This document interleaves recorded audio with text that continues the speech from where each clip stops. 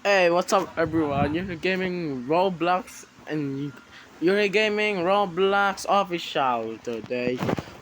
Tayo na nasa part 2 dito na paano gumawa ng sarili nating skin sa Basil. Yun. So, babalik na tayo sa my photo editor ngayon. Yan, tapos yan. So, ayun nakikita natin na tapos na to, 'di ba?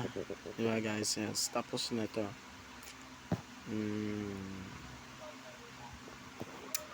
Wait lang. So, ayan guys, nakahanap na tayo ng pinakokopya natin kasi nakalimutan ko kahapon, di ba? Nakalimutan ko yung ilagay yung isa. Lock na natin. Tapos, ang kukunin natin na pangalan ay si... Nga pala, nasaan yung Hyundai yun? Kasi mo na. Hindi natin kailangan yan. Kasi lalabas agad siya sa Basil. Tapos, yung sa harap hanggang bukas ulit. Kasi ano lang po tayo ng vlogging sport 4 days lang, mga part 4 ganon. Season 1 pa lang, ay hindi pa siya season 1. Ito sa pagkatapusan na to. Ang unang kailangan natin is yung logo nito ng 5 star. Syempre dito tayo kagahanap sa gallery. Ito yung 5 star na logo and ilagay natin siya dito sa may siya nakalocate sa dito sa ibabaw ng gulong ng sasakyan. Of course, lakihan natin yung konti para makita niyo. Yan. Tapos yung 5 star naman ang pangalan. Tapos dito kayo pupunta.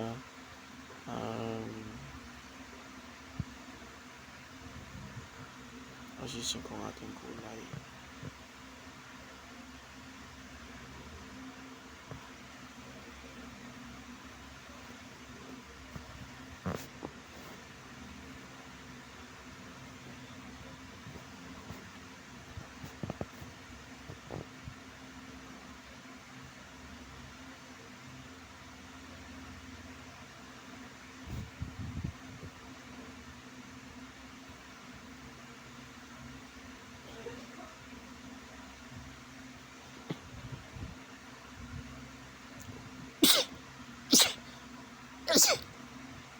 Sorry.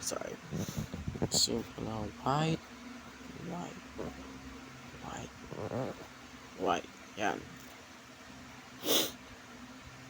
Ay, hindi. Pula na lang para mas lighter. Ang lalagay natin dito ay 5 star. Yan.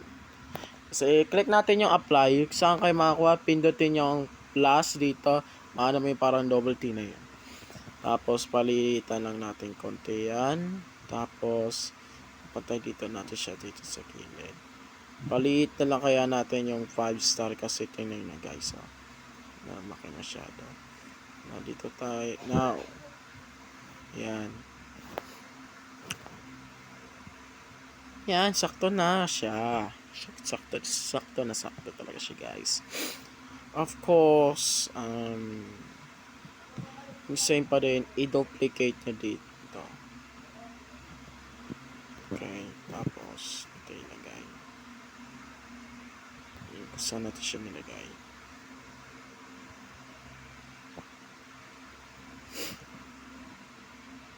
So, meron na tayo parang text na yun. Lock natin yung dalawa. Apat pala. Tapos yung pangalawa naman, kailangan natin is yung numbers. Kaya.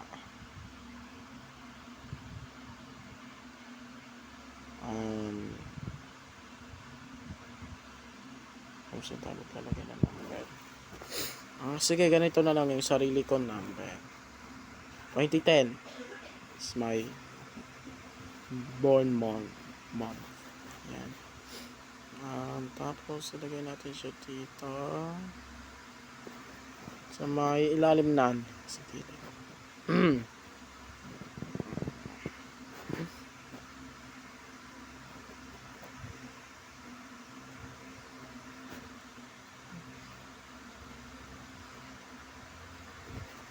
Ayan.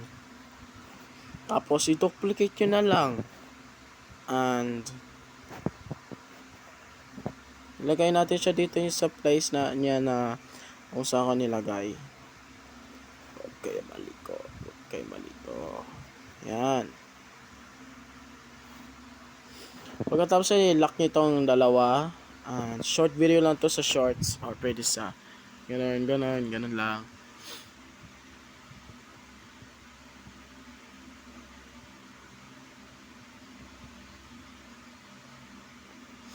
Tapos yung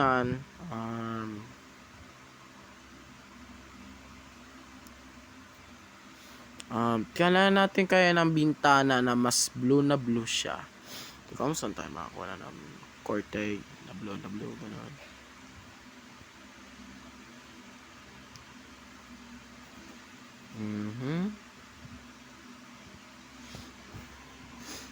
Ano kaya kulang? Ito ang tapos na yata to eh. Yan guys. So, yung tapos na yan. Tapos, I need yung kailangan ko na lang is sa harap. Sa harap na ng basta sa likod. Sige, babalik tayo sa clip lang. I-break na. So ito guys, tapos na ako mag-break kasi mabilis lang to. Okay, maghanap ta. Yung pinadownload ko lang sa Google. Kasi ito, meron na tayo para pangharapan ng bus yan. So, ang tanong ko ay, hell na. Ang tanong, urong lang natin ito. Ang tanong, mapapantay ba yung gawa ko sa bus? Check na natin sa basic ko. So, andito na tayo sa may Basid Garage. Pasensya na kasi marumi yung sasakyan ko. Ito muna tayo sa garahe. Click nyo to parang, wait lang, where's my brush? Yan. I-click nyo yun dito. Para siyang paint na lagayan. Tapos, click nyo yung browser dito. Pagka once na i-click nyo, kahit saan kayo mag-click, pwede sa file or device. So, na-choose ko lang sa devices gallery. Once yung makikita nyo doon, mahanap kayo ng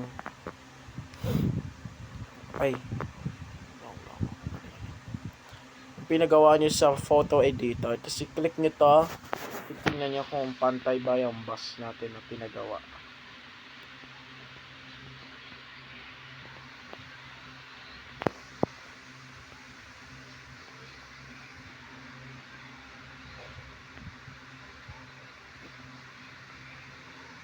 Parang pantay yata yun.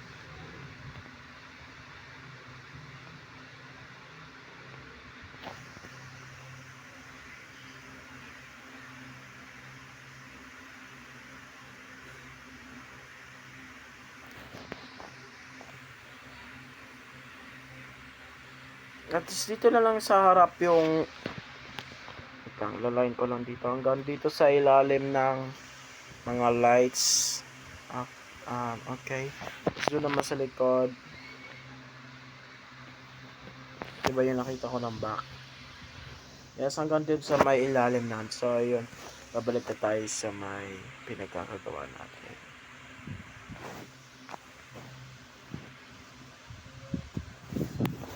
Yung pinakita ko sa inyo guys, yung pinakagawa ko sa harap ng mismo.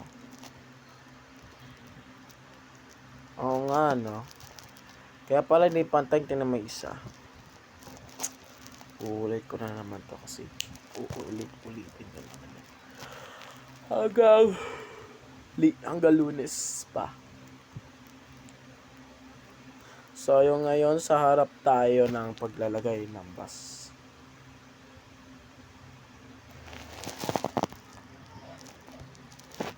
So hanggang bukas na lang paggawa ng basid natin kasi may problema yata sa katawan. So okay na tong 5 star na to na pwede, okay, magpo-press kayo ng check tapos apply nyo na lang agad. And of course, salamat sa pakikinood sa inyo. Huwag niyo kalimutan mag-like, share, at subscribe. Also follow nyo ako sa Facebook. Basta kung ano yung search nyo doon. Isasend ko na lang ng bagong description doon lalagay ko na lang yung user ko sa description. So magkita tayo bukas. See ya!